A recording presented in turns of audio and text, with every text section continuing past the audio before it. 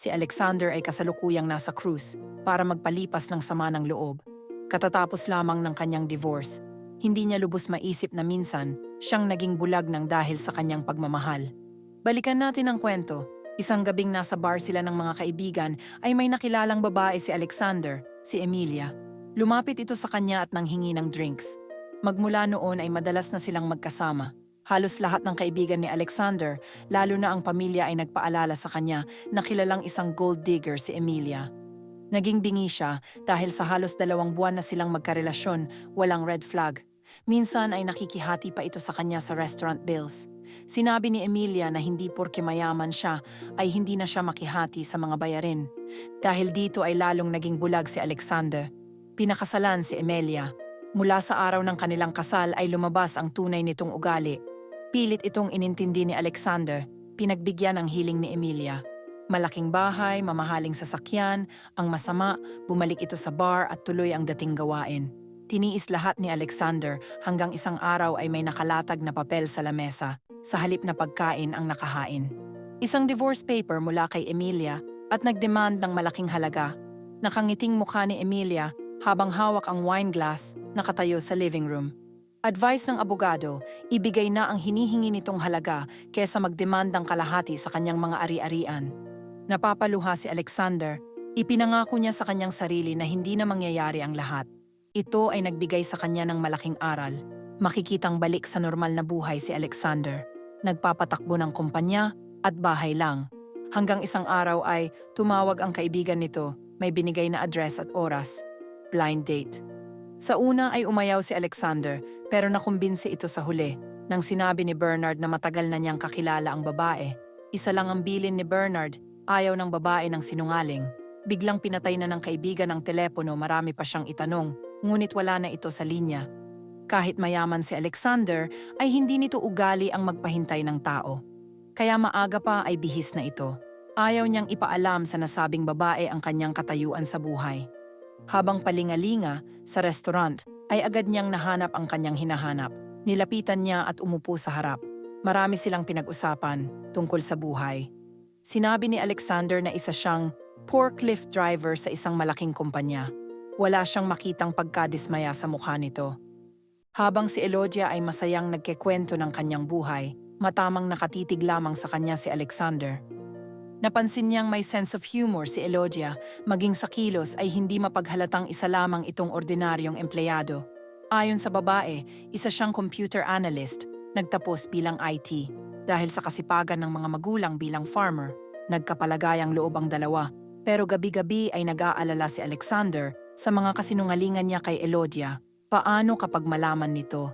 Isang araw ay dumalaw si Elodia sa trabaho ni Alexander.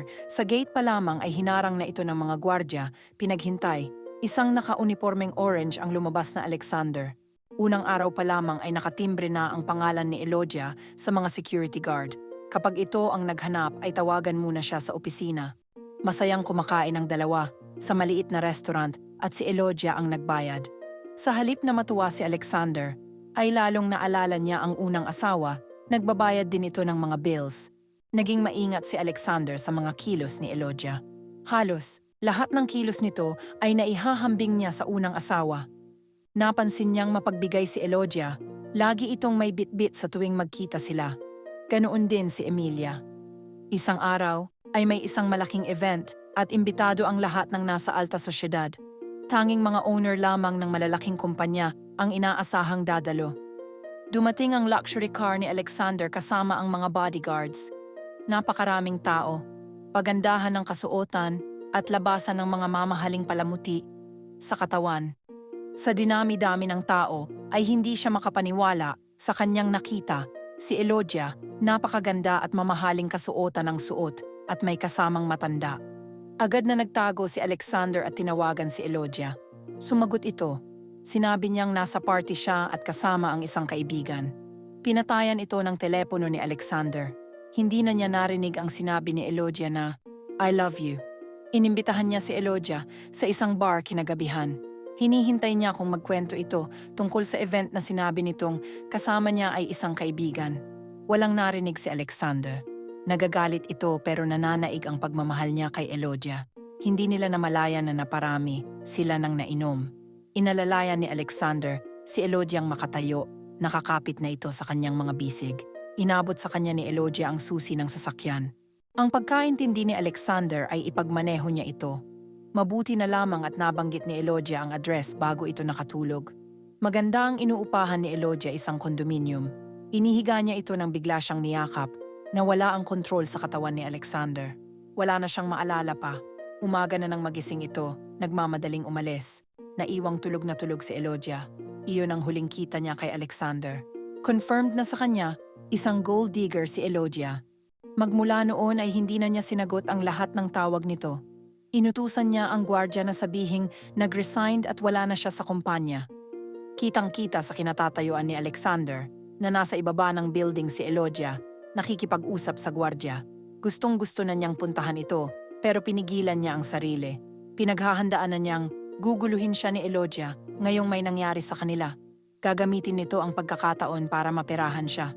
Malungkot si Elogia, iniisip kung saan siya nagkamali. Dahil ba mahirap lang siya sa pagkakaalam ni Alexander? Maraming katanungan sa isip, pero ang nanaig sa isipan ay talagang hindi siya minahal ng lalaki. Makikitang nagmamaneho si Elogia ng isang magarang sasakyan habang binabaktas ang kahabaan ng daan pauwi. Dadalawin niya ang kanyang mga magulang. Sa loob ng kanilang malapalasyo na tahanan, ay masaya ang mga katulong na naghihintay sa pagbabalik ni Elogia. Alam na ng mga magulang ni Elogia sa tuwing uuwi ang anak. Alam na nilang gusto nitong magpahinga. Hinayaan nilang maghapon ito sa pangangabayo hanggang sa mapagod. Habang si Alexander sa bayan ay nagtatanong sa gwardya kung bumalik ulit ang babae, hindi ang sagot ng mga ito. Pagpasok sa opisina ay tinanong niya ang sekretarya kung tumawag ulit ang pangalang Elogia. Hindi rin ang sagot nito. Pabagsak na napaupo si Alexander. Tumigil na si Elogia sa paghahanap sa kanya. Ngayon ay bumaliktad. Siya na ang gustong makita ang mukha ni Elogia, na mukhang parang laging kawawa. Malamlam na mga mata na parang laging inaantok. Tinawagan niya ang kaibigan. Tinanong kung saan niya makikita si Elogia. Binigay nito ang kumpanya kung saan nagtatrabaho si Elogia. Nagulat si Alexander nang sabihin ng gwardya na ito ang may-ari ng kumpanya. Doon din niya nalaman na farming ang business ng pamilya ni Elogia. Sila ang nagsusupply ng mga gatas, gulay at mga prutas sa lahat ng supermarket. May-ari sila ng libo-libo ektaryang farm at bakahan sa probinsya. Oo nga naman farm ang laging nababanggit ni Elogia noon. Hindi binigay ng gwardya ang address ni Elogia at wala daw siyang karapatan. Makikitang may kausap siya sa telepono, isang agent. Pinahanap kung sino ang supplier ng mga nasabing produkto at kung saan ang matatagpuan ang farm. May address ng hawak si Alexander pagkalipas ng 4 na buwan. Mabilis ang takbo ng sports car ni Alexander sa isang maalikabok na daan patungo sa farm na pagmamay-ari ng pamilya ni Elogia. Maraming tumatakbo sa kanyang isipan. Tumigil ito sa gate ng isang malaking hasyenda. Nakatitig na may galit ang mga mata. Kitang-kita niya masayang nag-uusap ang kaibigan niyang si Bernard at si Elogia. Si Bernard ang tumawag sa kanya para makipag-blind date kay Elogia. Tinawagan niya si Bernard kung alam nito ang kinaroroonan, mabilis itong sumagot na hindi. Pero heto at magkasama ang dalawa. Masayang nag-uusap sa harap ng isang kabayo. Gusto niyang sugurin ang kaibigan. Trinaydor siya ng dalawa. Lalong gumuhit ang kanyang noo nang mapansin na buntis si Elogia. Napaupo ito sa damuhan na papaiyak. Wala na siyang babalikan. Tuluyan na nga itong umiyak. Ramdam niya kung gaano kasakit ang paghiwalay nila ni Emilia ay mas higit ang sakit na nararamdaman niya ngayon. Mahal na mahal niya si Elogia. Naglalakad na ito pabalik sa sasakyan nang bigla siyang tinawag ni Bernard. Hindi ka ba papasok sa bahay? Naghihintay. Ang mag-ina mo. Nagtataka ang mga tingin ni Alexander. Bakit umabot ng 5 buwan bago mo natunton kung saan nakatira ang little sister ko? Tuluyan nang hindi nakapagsalita si Alexander.